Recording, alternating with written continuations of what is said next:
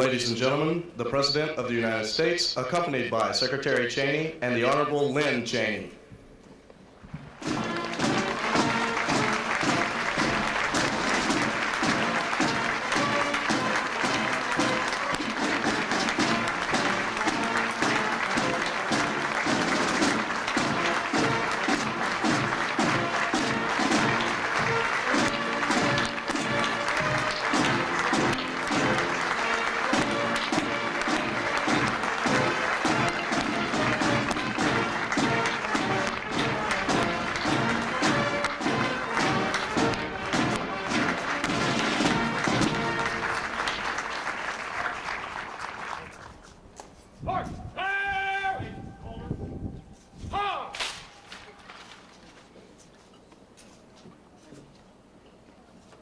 Please remain standing for the United States National Anthem and the invocation.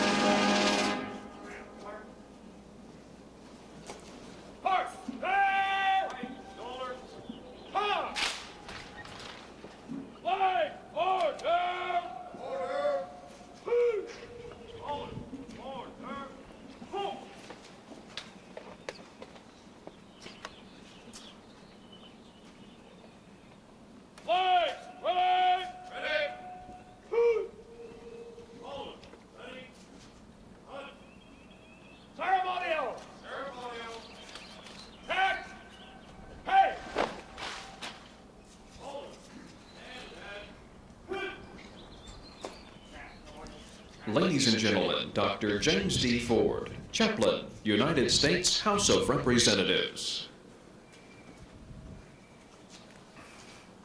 Let us pray. O Almighty God, our prayers are with those to whom great responsibility has been given. And we pray especially that your blessing will be upon him who is honored this day. We remember with gratitude all those who seek to defend the liberties which have been our heritage and to protect the freedoms that we hold dear. O gracious God, whose power is over all the world and whose Spirit has breathed into our souls the very breath of life, may your abiding word be heard in our presence, and may your benediction be upon all who seek to serve you by serving others. May your reconciling Spirit lead us to appreciate that every person of every nation has been created by your mighty hand and is sustained by the gift of your creation. Your word, O God, has commanded that justice should roll down as waters and righteousness like an ever-flowing stream. May we labor for justice so all people may live in respect and dignity. And may we work for righteousness so all people may live in peace.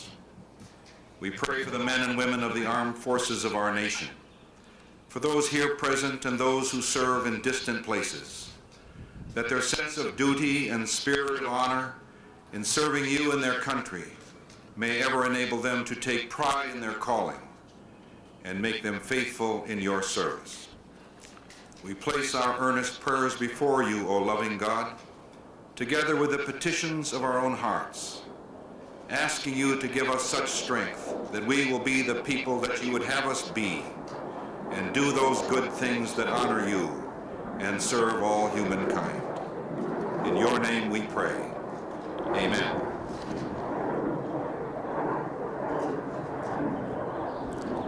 Ladies and gentlemen, the President of the United States.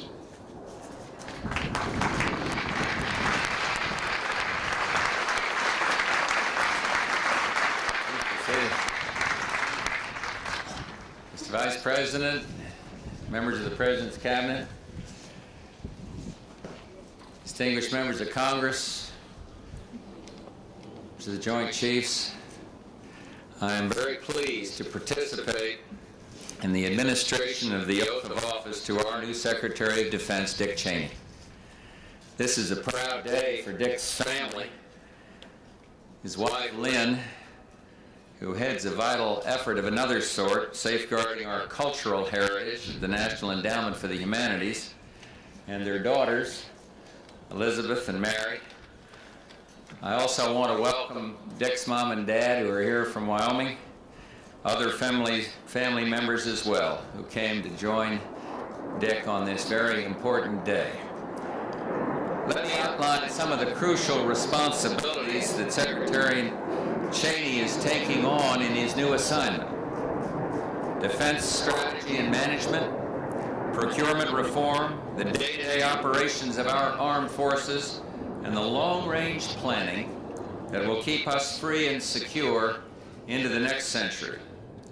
In a building where it can be a challenge getting from the A ring to the E ring without getting lost, the challenges that you'll face, Mr. Secretary, are truly enormous. Confession time. Dick told me that he's already gotten lost in the garage of this place. But things can only go up from there.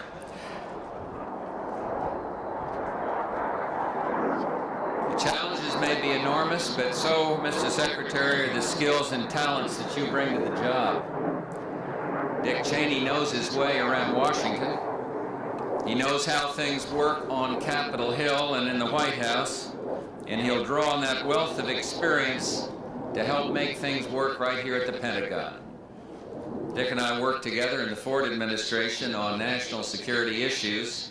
He was the White House Chief of Staff, and I was then Director of Central Intelligence. And teamwork paid off then, and he was the best at it. And Dick, you'll have help from the best armed forces in the world and a civilian staff equally dedicated to our national defense. I know they're ready to work with you and for you. And I'm convinced the international scene today is defined by opportunity, a chance to advance America's interests and ideals and to strengthen the forces of freedom now gaining a foothold in many places around the world. Dick shares my belief that the chief national security lesson of this decade is simply this: strength secures peace. That fact remains true even in the present time of transition in world affairs. Consider the key issue of change in the Soviet Union. I take a very positive view of the changes there, but there are still more questions than answers about the ultimate outcome of those changes.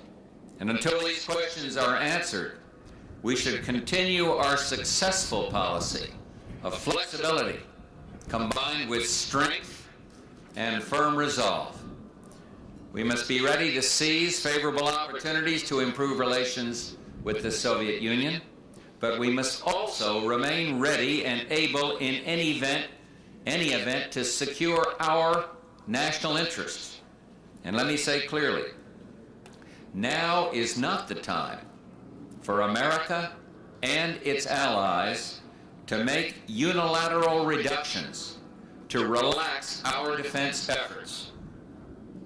Everyone here knows that we're facing tough choices on defense programs.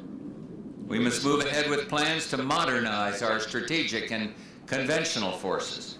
We must continue to turn the nation's technological capabilities to our strategic advantage, in SDI and other programs. But our need to deal with the deficit means that we're working with limited resources.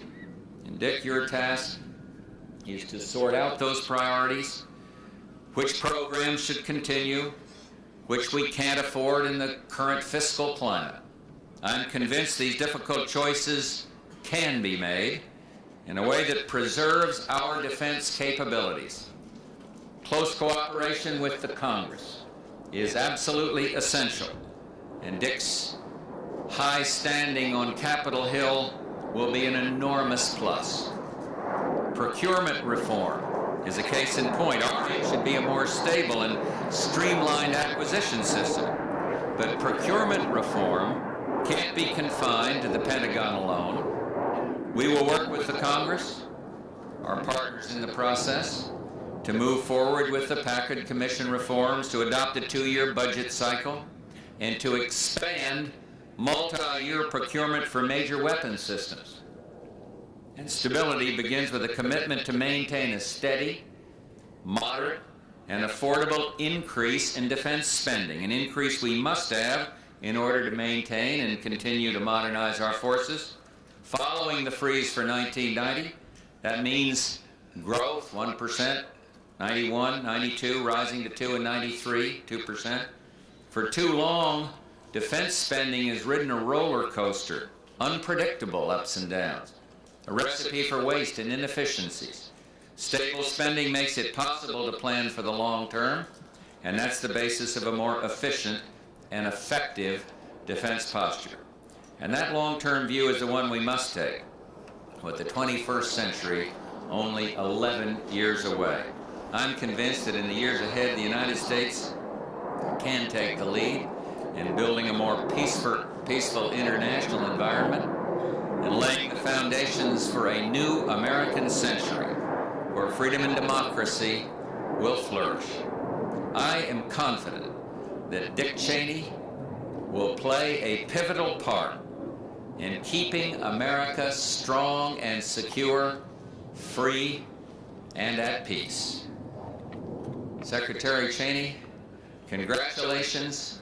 You have my complete confidence and my sincere best wishes as you undertake this extraordinarily important task for the greatest country on the face of the earth.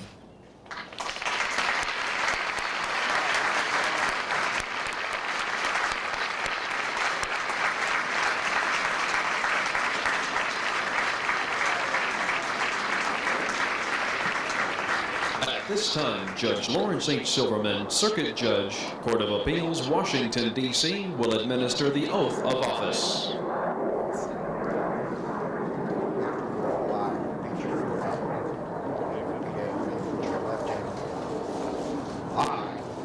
I, Richard B. Cheney, Do solemnly swear do solemnly swear that I will support and defend the Constitution of the United States that I will support and defend the Constitution of the United States against all enemies, against all enemies, foreign and domestic, foreign and domestic, that I will bear true faith and allegiance that I will bear true faith and allegiance to the same, to the same, that I take this obligation freely, that I take this obligation freely, without any mental reservation without any mental reservation or purpose of evasion, or purpose of evasion, and that I will well and that I will well and faithfully discharge the duties of the office and faithfully discharge the duties of the office on which I am about to enter. on which I am about to enter. So help me God. So help me God. Congratulations.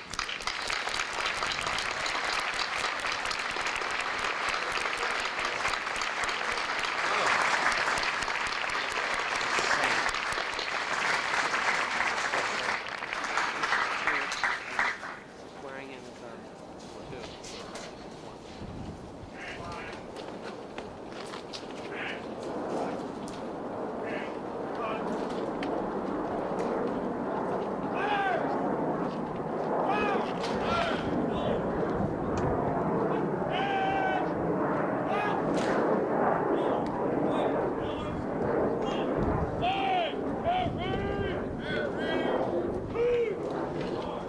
Ladies and gentlemen, please rise as honors are rendered for the 17th Secretary of Defense, the Honorable Richard B. Cheney.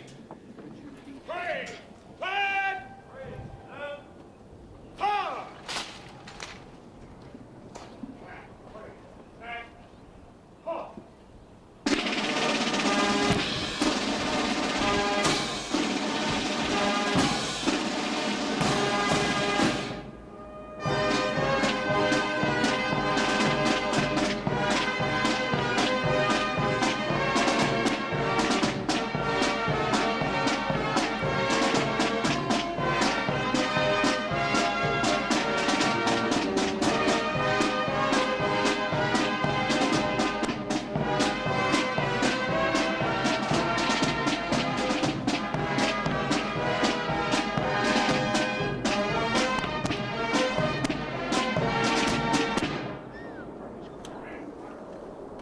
Please be seated.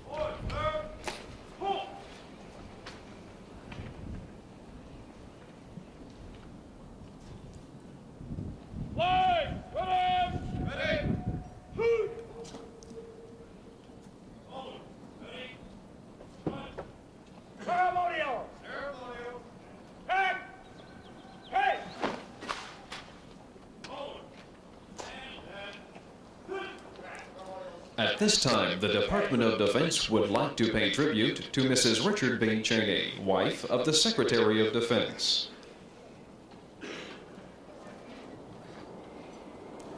And Mrs. Richard H. Cheney, mother of the Secretary of Defense, by presenting them with bouquets of flowers.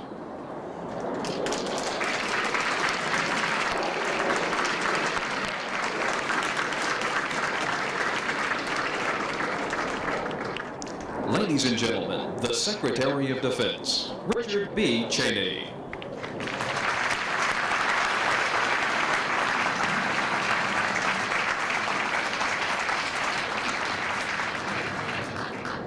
Mr. President, distinguished guests, men and women of America's armed forces, ladies and gentlemen, it is a humbling experience to assume office as the nation's 17th Secretary of Defense. Mr. President, I thank you for the confidence you've placed in me. I will do my best to justify your trust. This transition comes at a time of significant change that may portend a more peaceful and prosperous world in the years ahead. Nations whose political and economic systems, like ours, are based on principles of freedom, democracy, individual liberty, and market economics are thriving. Those nations which derive their legitimacy from the authoritarian suppression of the human spirit are in retreat. It's become clear in the last few years that freedom works. The Soviet Union is being forced to question its basic assumptions in light of its obvious failure to produce a prosperous economy at home or to enable it to compete abroad. Developing nations no longer look to the Soviets or their allies for a model upon which they can build successful economies. And in place of a hostile Soviet Union seeking to expand its empire by military means, we see an empire beset by difficulties, withdrawing from Afghanistan and talking about significant troop reductions in Eastern Europe. In part, this change is attributable to more realistic leadership inside the Soviet Union. But it is also due in part to the success of the strategy of the United States and our allies. Containment has worked, deterrence has held, principle has paid off. Still, dangers abound. There are those who want to declare the Cold War ended. They perceive a significantly lessened threat and want to believe that we can reduce our level of vigilance accordingly. But I believe caution is in order. However real the reform rhetoric coming out of the Kremlin, Moscow's armaments compel caution on our part. To date, there's been no reduction in the strategic systems targeted against the United States. Until we see a significantly lessened military capability on the part of the Soviets, we cannot possibly justify major reductions in our own. We must guard against gambling our nation's security on what may be a temporary aberration in the behavior of our foremost adversary.